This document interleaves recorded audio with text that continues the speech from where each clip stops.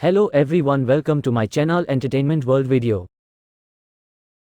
Black hole space time کا ایک ایسا خطہ ہے جہاں کش ثقل اتنی مضبوط ہے کہ روشنی یا دیگر برقی مقناطیسی لہروں سمیت کسی بھی چیز میں اتنی توانائی نہیں ہوتی کہ وہ اپنے واقع افق سے بچ سکے۔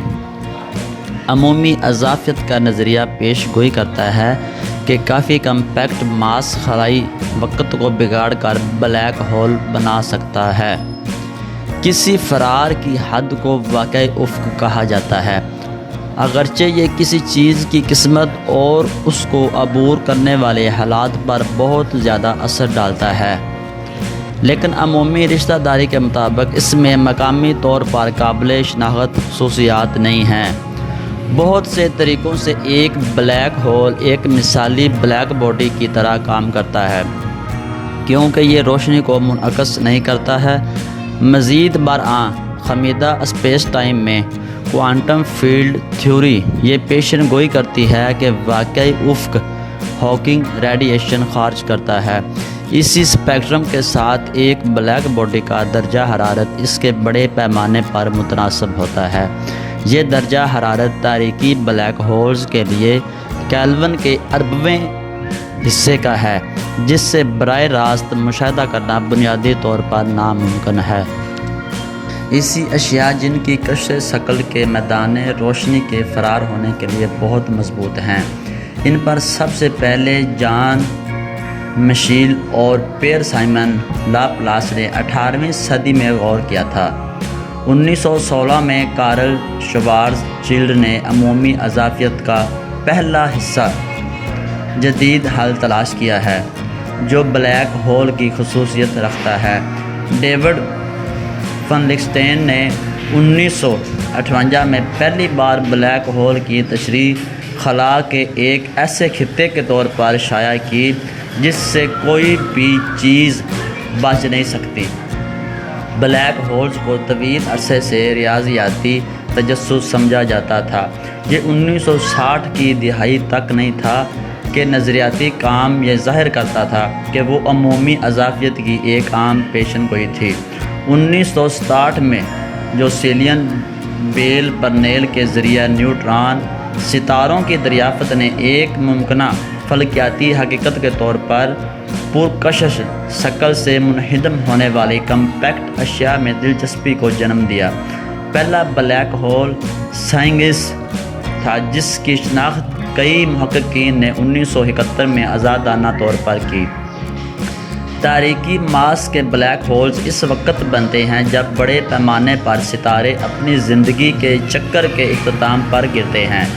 بلیک ہول بننے کے بعد یہ اپنے گرد و نواح سے بڑے پیمانے پر جذب کر کے بڑھ سکتا ہے۔ لاکھوں شمسی ماس کے سپر میسی بلیک ہول دوسرے ستاروں کو جذب کر کے اور دوسرے بلیک ہولز کے ساتھ مل کر بن سکتے ہیں۔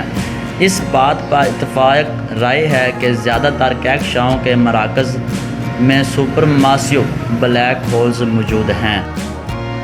بلیک ہول کی موجودگی کا اندازہ اس کے دوسرے مادے کے ساتھ تعامل اور برقی مقناطیسی تابکاری جیسے نظر آنے والی روشنی سے لگایا جا سکتا ہے۔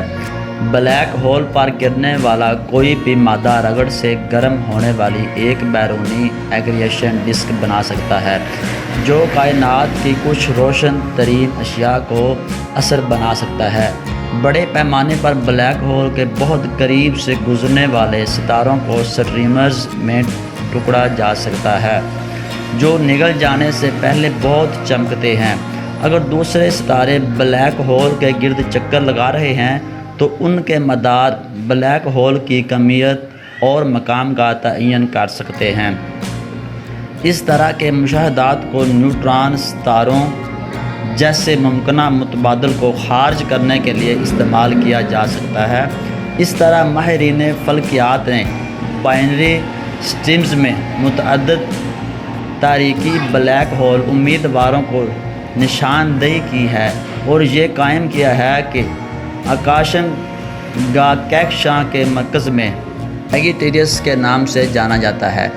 ریڈیو ماخذ تقریباً 4.3 ملین شمسی ماسز کا ایک سپر ماسیو بلیک ہول پر مشتمل ہے۔ ایک جسم کا خیال اتنا بڑا ہے کہ روشنی بھی نہیں بچ سکتی۔ انگریز فلکیات کے علمدار اور پادری جان مشیل نے نومبر 1784 میں شائع ہونے والے ایک خط میں مختصر طور پر تجویز کیا تھا۔ مشیل کے ساتھ حساب سے اندازہ لگایا گیا ہے کہ اس طرح کے جسم کی کثافت سورج کے برابر ہو سکتی ہے، اور نتیجہ اخذ کیا گیا یہ اس وقت بنتا ہے جب ستارے کا قطر 500 کے عنصر سے سورج کے قطر سے زیادہ ہوتا ہے اور اس کی سطح سے فرار کی رفتار روشنی کی معمول کی رفتار سے زیادہ ہوتی ہے۔ مشیل نے ان اجسام کو تاریک ستارے کہا۔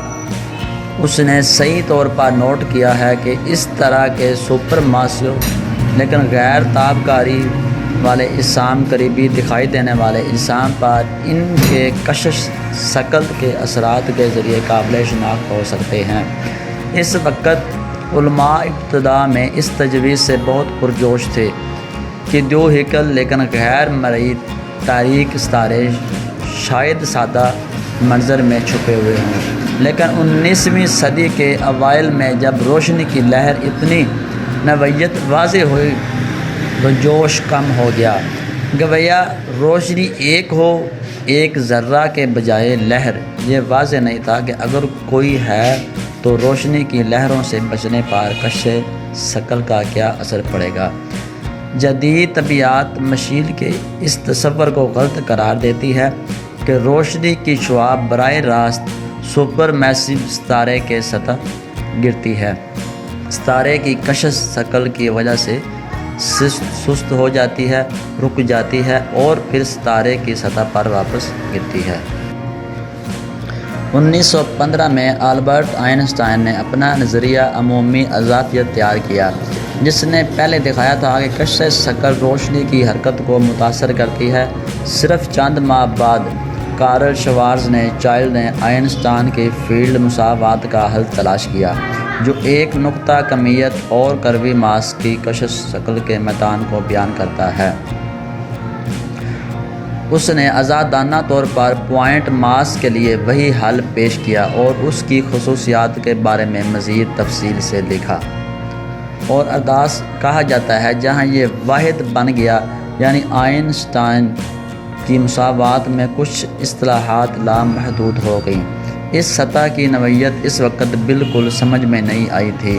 1924 میں آرتھر ایڈنگٹن نے ظاہر کیا تھا کہ نقاط کی تبدیلی کے بعد یہ یکسانیت غائب ہو گئی، حالانکہ جارج ڈیمارٹری کو یہ سمجھنے میں 1933 تک کا وقت لگا کہ اس کا مطلب یہ ہے کہ شوارز چائلڈ رداس میں یکسانیت ایک غیر طبیعی کوآرڈینیٹ تھی۔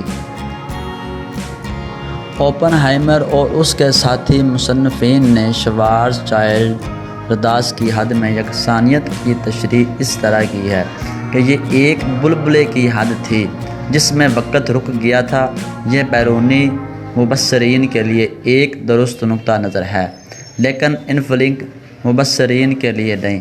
اس خاصیت کی وجہ سے گرے ہوئے ستاروں کو منجمد ستارے کہا جاتا ہے، کیونکہ ایک بیرونی مبصر ستارے کی سطح کو وقت کے ساتھ منجمد دیکھے گا، جہاں اس کا گرنا اس کے رداس تک لے جاتا ہے۔